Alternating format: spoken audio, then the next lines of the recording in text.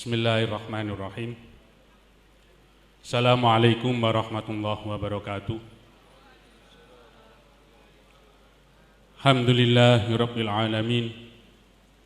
Allahumma shalli ala sayyidina Muhammadinil Fatihil lima ughliq wal khatimi lima sabaq nasiril haqqi bil haqqi wal hadi ila shiratikal mustaqim wa ala alihi haqqa qadrihi wa miqdaril azim. Rabbi shrah li sadri wa yassirni amri wahlul 'uqdatam min lisani yafqahu qawli amin. Amma ba'du. Kepada yang terhormat seluruh kepengurusan Hisam yang barusan sudah pamit dan seluruh Hisam yang baru akan dikukuhkan, sebelum segalanya, pertama kali saya mengucapkan terima kasih atas seluruh apa yang mulai kemarin saya terima, apa yang mulai kemarin saya lihat, saya rasakan. Alhamdulillah, matur suwun sangat, terima kasih atas semua penghormatan seluruh Hisam, baik yang sudah pamit ataupun yang akan diangkat.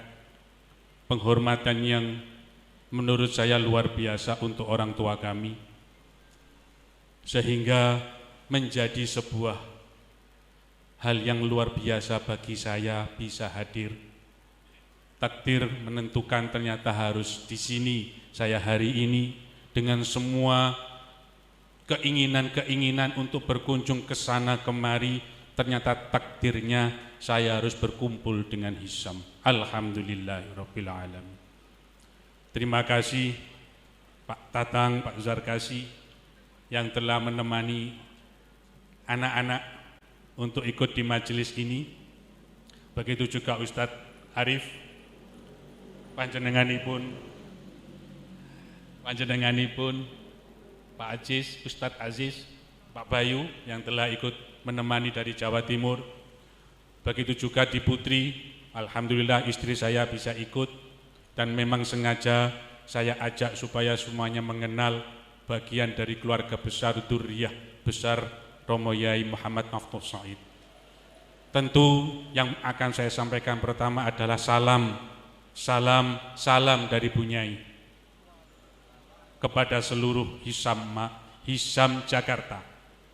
Saya kemarin berniat berangkat sendiri berdua dengan istri, berdua dengan mobil sendiri. Ditanya ada apa? Mau ke Jakarta menghadiri acaranya Bapak yang diselenggarakan oleh anak-anak Jakarta Hisam. Bawa mobil saya, bawa supir saya, salam. Dengan ucapan Assalamualaikum warahmatullahi wabarakatuh. Insya Allah Bunyai ikut hadir di sini. Kesehatan beliau, setiap Senin dan Kamis beliau harus check up, tapi kondisinya semangat. Doa Al-Munawwariyah untuk beliau adalah 3 kalimat: sehat, berkah umur, dan subutul iman. Itu yang setiap hari 3 kalimat kami ucapkan di setiap majelis. Setiap pembukaan majelis Quran, setiap selesai sholat, doanya adalah 3 kalimat untuk Bunyai: sehat, barokatil umur, subutul iman. Begitu juga untuk kita semuanya. Amin, amin, ya Rabbal alamin. Terima kasih Hisam yang sudah pamit. Dulu yang mengukuhkan kalian semua adalah Romo Yai. Sekarang kalian juga pamit di hadapan Romo Yai. Tentu bagi pengurus selanjutnya adalah bukan dikukuhkan, tapi dilanjutkan. Amanatnya adalah amanat melanjutkan apa yang sudah diamanahkan oleh Romo Yai. Sebagaimana saya adalah melanjutkan amanah yang dipegang oleh almarhum. Kita semuanya adalah melanjutkan. Sehingga visi misi kita dalam mengemban kepengurusan, visi misi kita dalam mengemban amanah tentang Hisam, tentang Al-Munawwariyah adalah sama, yaitu membangun nama beliau, menjaga nama beliau, dan membesarkan nama beliau dengan Qur'annya, dan juga tadi sebagaimana Ustadz Fahmi tadi mengatakan dengan torekohnya. Tentu itu adalah hal yang selanjutnya harus kita perjuangkan juga. Karena kenangan dulu di sana adalah sholawat fatih setiap hari. Sholawat fatih setiap akan berbuat sesuatu. Sholawat fatih setiap kita selesai melakukan sesuatu. Sholawat fatih beliau adalah sholawat fatih yang at-tijani sebagaimana yang tadi sudah dibacakan. Bukan sholawat fatih yang lain-lain, bukan sholawat fatih yang bermacam-macam, tapi sholawat fatih yang memang dari Al-Munawwariyah, yaitu sholawat fatih yang disebut dengan at-tijani. Keutamaannya, keistimewaannya adalah salah satunya adalah ketika kita mampu merutinkannya setiap hari 11 kali. 11 kali. Itu untuk umum, bukan yang thariqah khususiyah, bukan yang talqin. Itu seluruh santri. Seluruh santri di sana seperti itu. Seluruh santri di sana adalah penguatan mentalnya dan spiritualnya adalah melalui sholawat fatih. Sama, setiap Jumat seluruh santri di sana juga ikut kegiatan wadhifah hailalah. Bukan karena saya ingin mengajak semuanya bertijani, bukan, tapi bentuk mentradisikan ilmu warisan sang kiai. Berbeda nih. Karena masih kecil-kecil tidak mungkin saya memaksakan untuk talqin. Tapi bagaimana anak-anak yang masih kecil-kecil itu tahu dengan ilmu orang tuanya. Tahu dengan milik orang tuanya yaitu Quran, menghafal dan berdoa dengan sholawat fatih. Belajar Quran, belajar ngapalno, belajar dengan sholawat fatih. Belajar Qurannya tetap belajar. Cuman sekarang yang saya tiadakan adalah binadornya. Dengan 2 tahun 2019 diwujudkan lembaga MTQ, yaitu Madrasah Tahfidzul Quran, saya memahaminya. Saya pribadi memahami itu adalah amanat untuk membentuk seluruh Al-Munawwariyah kader-kader tahfidz, bukan kader-kader Quran lagi, tapi kader-kader tahfidz. Sak iso-isone, sak mampu-mampune, walaupun cuma dapat 1 juz sepanjang hidupnya di Al-Munawwariyah, tapi harus hafal. Tapi harus hafal. Artinya apa? Bahwa binador adalah sudah bukan sebuah program lagi. Binador adalah sebuah hal yang memang sejak dari rumah tanggung jawab orang tua masing-masing. Sehingga dipondokkan ada tujuannya, yaitu untuk belajar tahfidz. Kalau saya di pondok di rumah manggil hadirin seperti ini biasanya dengan adik-adikku sekalian. Kalau di sini bagaimana saya manggilnya?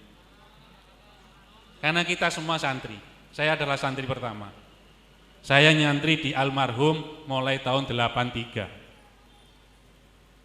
Saya nyantri mulai tahun 83. Dengan nyantri mungkin belum ada saat itu. Jadi saya layak dan berhak manggil yang hadir semua ini dengan sebutan adik. Karena saya santri pertama. Saya mulai lahir. Adik-adik sekalian, saya tahu kehidupan di Jakarta seperti ini. Saya lihat di TV juga seperti itu, betapa sedikit masalah menjadi hal yang besar. Berbeda jauh di Malang, berbeda jauh dengan di lingkungan daerah. Leres nggih? Betul nggih? Betapa hal kecil sangat ternyata bisa menjadi besar dan menjadi heboh di Nusantara hanya gara-gara ulah orang Jakarta. Enggak apa-apa nggih ngomong gini nggih. Enggak apa-apa. Artinya dengan segitu besar godaan dan benturan, tentu kita harus punya sikap. Jawa ini jimat. Sikap dan jimat.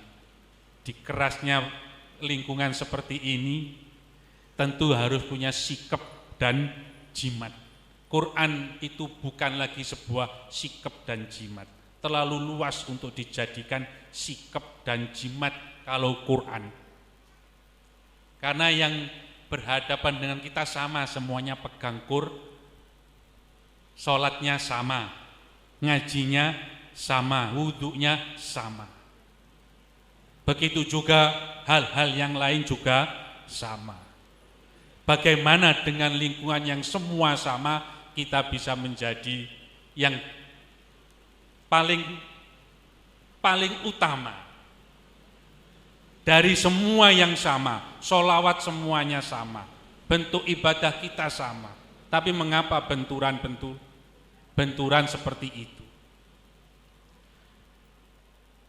Hal mungkin yang paling utama untuk menjadikan kita bisa mempunyai sikap dan jimat adalah mempelajari dan mengamalkan yang sekarang sudah wajib dan layak kita amalkan, yaitu thariqahnya. Kita harus mempunyai sebuah thariqah. Kita harus mempunyai sebuah thariqah. Thariqah adalah sebuah amalan kegiatan yang lebih atas dari sebuah syariat. Ada yang mengatakan, dan ini mungkin yang paling benar, thariqah adalah hakikat sebuah syariat. Thariqah adalah hakikat sebuah syariat. Dengan berthariqah, sholat kita mungkin lebih khusyuk. Dengan berthariqah, ngaji kita wajib lebih benar. Dengan berthariqah, Fatihah kita wajib lebih tajam. Dengan berthariqah, otomatis sholawat kita pasti lebih lurus, sholawat kita pasti lebih terarah, sholawat kita lebih lagi dengan adanya sanad. Adik-adik kalian semuanya yang sudah di lingkungan seperti ini, kalau belum punya sebuah thariqah, harus segera mempunyai thariqah. Apapun itu, saya tidak berani mengajak. Saya tidak berani mengajak ke Tijani. Itu bukan amalan Tijani mengajak-ngajak, bukan. Cari sendiri thariqahnya. Kalau ingin ikut Tijani, ya berarti mengikuti Romo Kiai. Kalau ingin ikut yang lain, berarti juga mengikuti Romo Kiai. Apa maksudnya? Dulu 2011 Romo Yai mengadakan muktamar thariqah muktabaroh, semua thariqah se-Indonesia. Semuanya duduk satu majelis dengan Kiai. Semuanya sama. Thariqah semuanya sama. Leres ya? Thariqah semua yang sama. Tapi mengapa Kiai mempunyai Tijani? Karena itu adalah pilihan. Begitu juga kalian semua, saya sendiri juga begitu. Saya akhirnya pun dari menemani Romo Yai dari tahun 75 lahir, thariqahnya baru masuk tahun 2008. Dengan doa yang berpuluh-puluh tahun baru diterima masuk thariqah 2008. Artinya thariqah adalah hal yang spesial, yang pribadi, wajib dimiliki, wajib diikuti untuk umat zaman sekarang. Syariat yang dulu kita anggap agung, dulu orang mondok itu dianggap hal yang sangat luar biasa, karena mondok belajar hal-hal yang sangat unik, ya, ngaji, maknani, belajar Quran, belajar sholat, belajar ngapalno, dan lain-lain. Sekarang semuanya banyak majelis-majelis taklim. Majelis-majelis taklim, semuanya kan belajar sholat, nggih. Belajar syariat, belajar pengenalan tentang hadis dan lain-lain.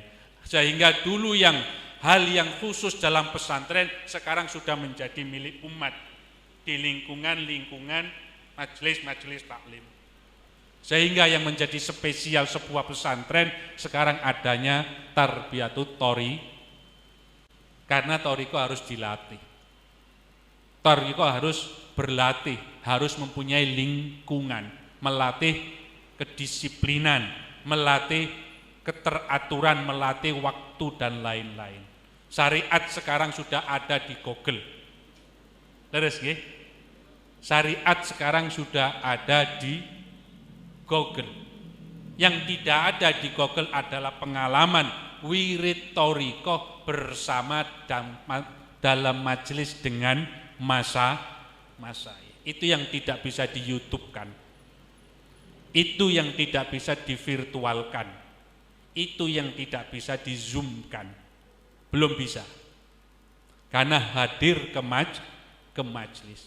Mungkin tadi kata Ustadz Arif, anak-anak Al-Munawariyah yang hadir Jakarta, banyak yang sukses dengan majelis-majelis taklimnya, banyak yang sukses dengan lingkungan-lingkungan Qur'annya, banyak yang sukses dengan lingkungan-lingkungan pekerjaannya. Tentu itu kesempatan kita untuk membangun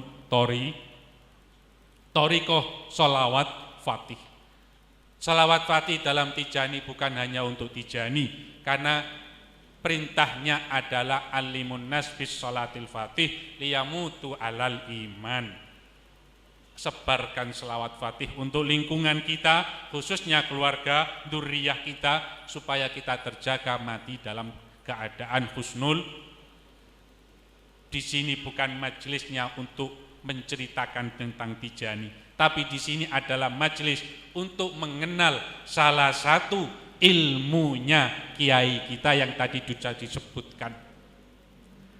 Di antara perjalanan beliau ngopeni santri, juga mengisi santrinya dengan sholawat. Begitu juga kita. Di antara perjalanan kita hari-hari, tentu kita harus membawa misi sholawat fatih. Quran sudah bukan misi lagi. Sebagaimana almarhum sudah tidak lagi memasukkan binador dalam MTQ. Quran binador sudah bukan misi lagi.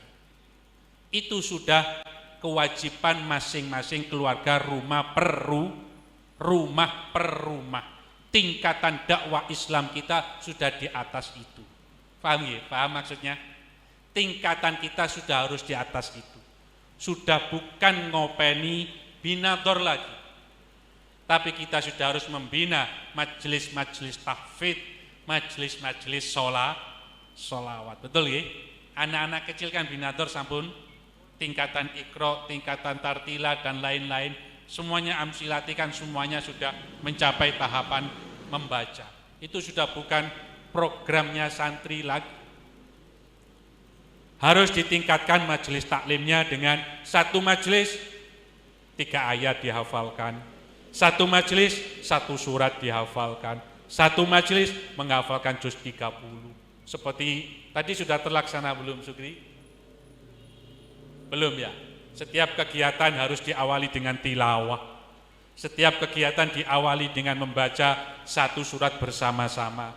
Diulang sebagaimana kalian semua dulu disambel kiai gara-gara kurang diulang sehingga majelis-majelis taklimnya terbentuk menjadi majelis-majelis tahfidz. Bukan lagi sekedar uraian kalimat.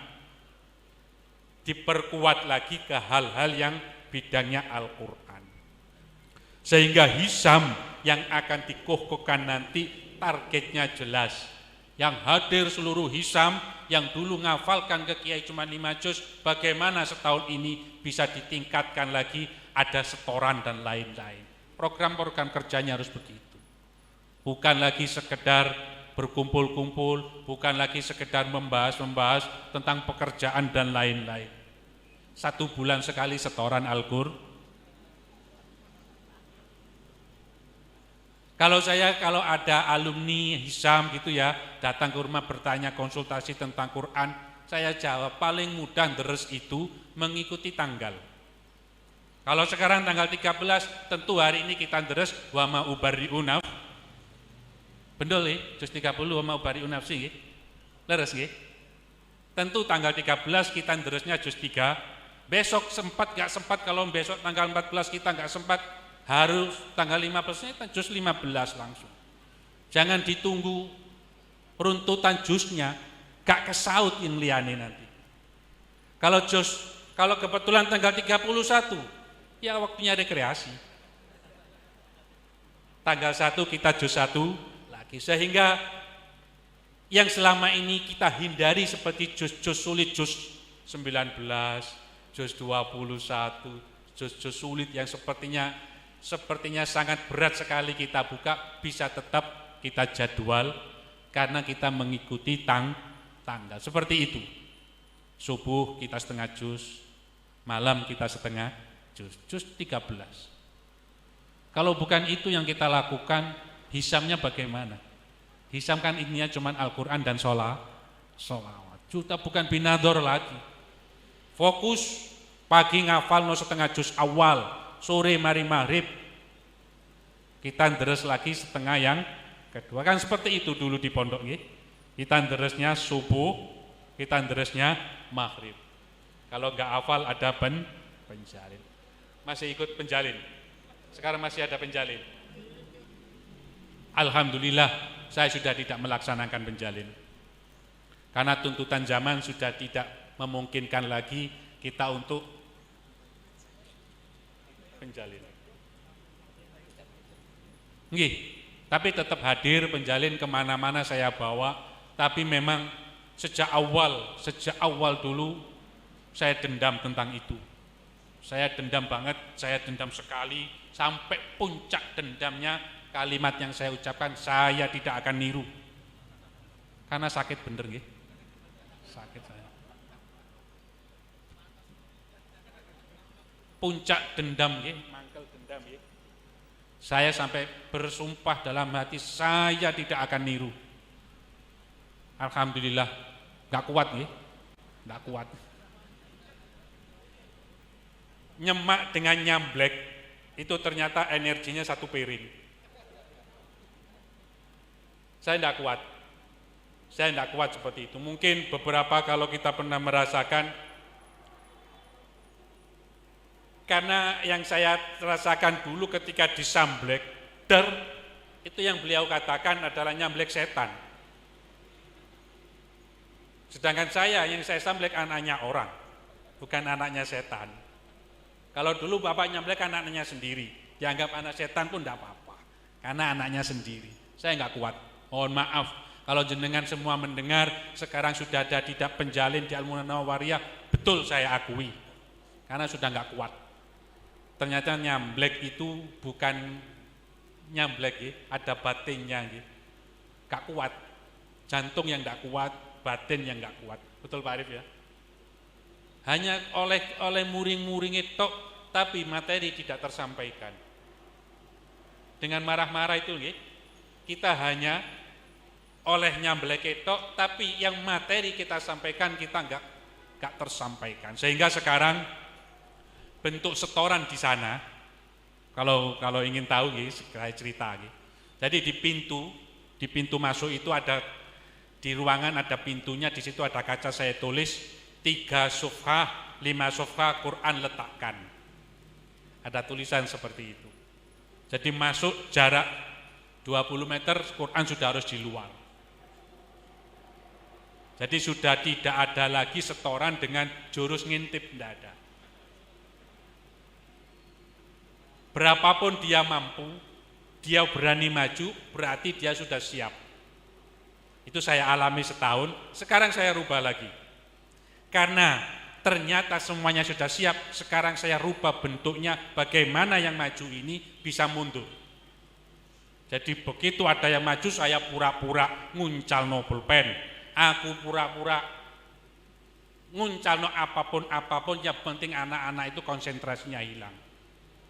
Bagaimana berani maju, cepat munduri. Alhamdulillah banyak yang mundur. Karena semua sudah siap dengan ustadznya masing-masing. Semuanya untuk maju kan sudah persiapan dengan ustadznya, sudah latihan. Hanya tinggal nunggu tanda tangan. Saya rusak. Bagaimana caranya gagal? Alhamdulillah. Itu salah satu bentuk mental mungkin, ya. Biar seperti itu. Yang penting hubungan dia dengan ustadznya tetap berjalan.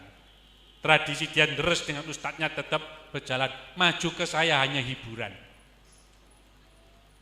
Beda kalau dulu jenengan maju ke kiai adalah nasib, ya.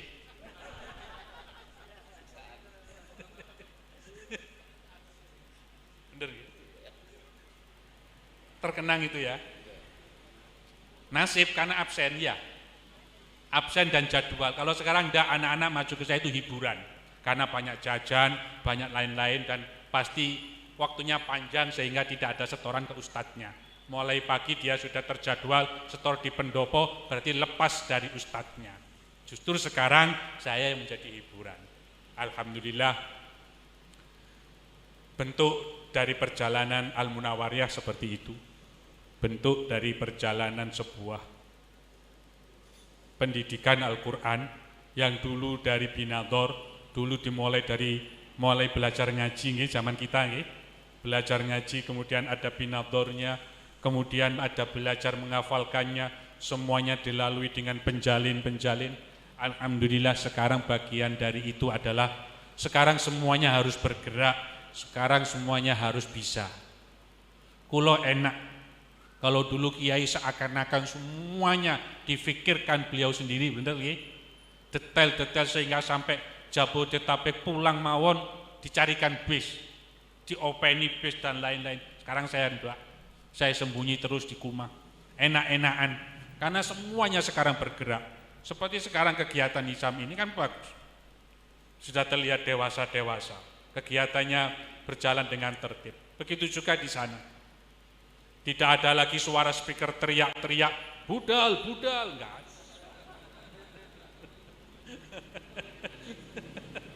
Ustaz Arif ya, Ustaz Arif. Panggilan ke depan biasanya begitu ya. Sekarang sudah tidak ada seperti itu.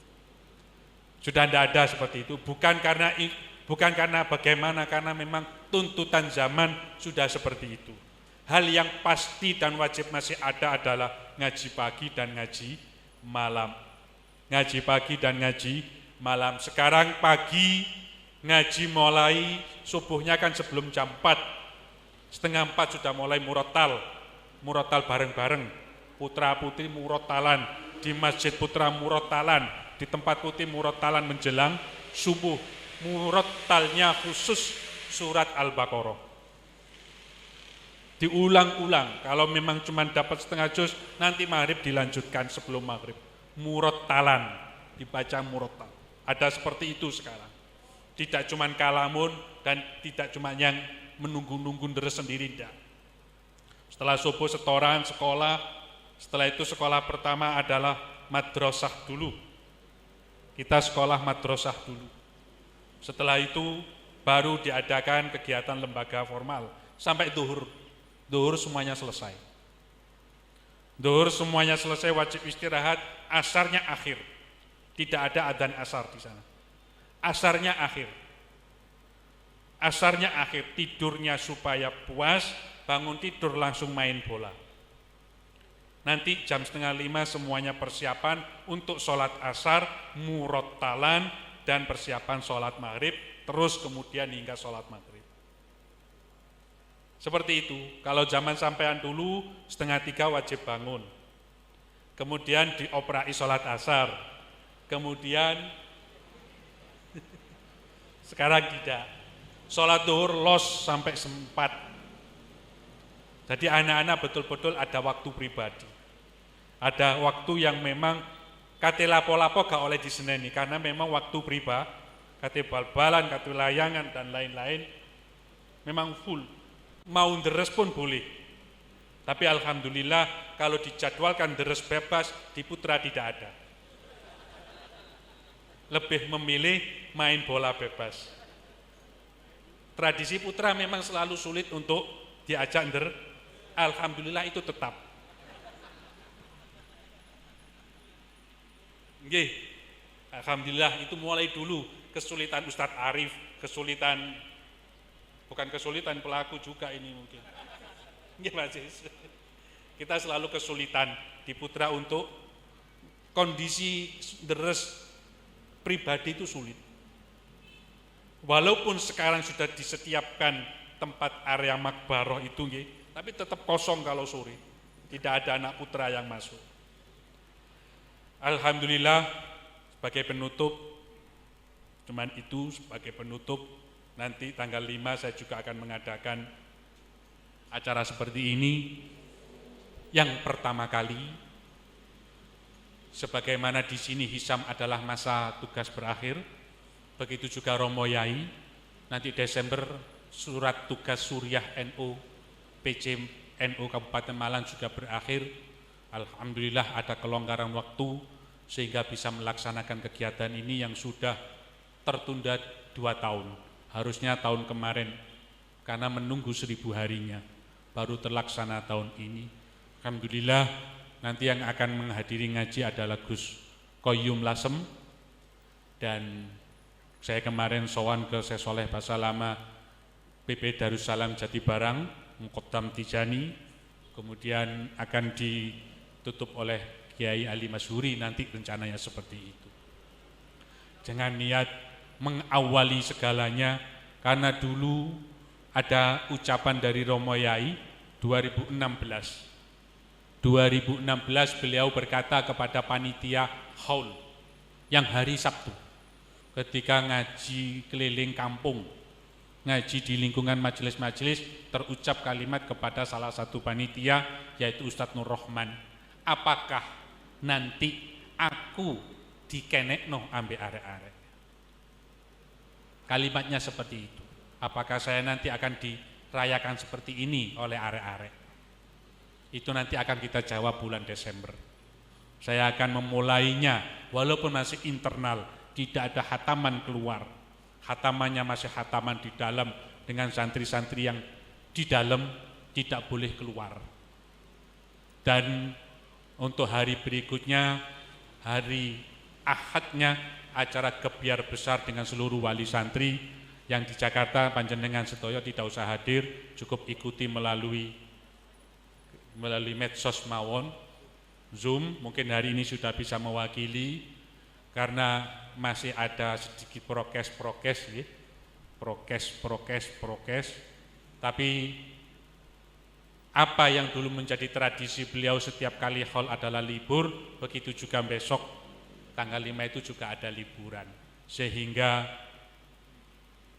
anak-anak juga bisa merasakan kegembiraan merayakan hari beliau. Sama temanya dengan di sini, sama, bukan haul tapi ngaji.